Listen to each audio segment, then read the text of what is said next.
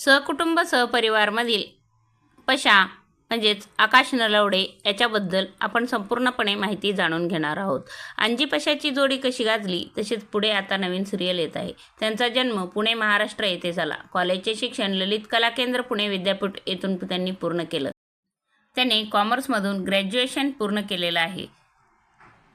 सध्या इंस्टाग्राम फॉलोअर्सचे 69,000 के एवढे आहेत.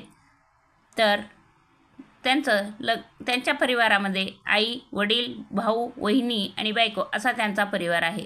त्यांचं लग्न 2022 साली करण्यात आलं होतं. आता सध्या त्यांची नवीन मालिका येत आहे.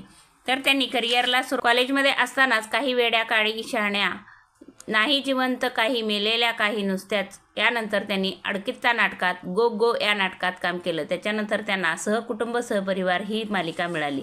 त्याच्यानंतर त्याच जोरावर त्यांना आता सध्या स्टार प्रवाहावर नवी मालिका दाखल होणार आहे. या मालिकेचं नाव आहे साधी माणसं. या मालिकेत पशा, आकाश नलावडे व लवंगी मिरचीतील शिवानी बावकर एकत्र दिसणार आहेत.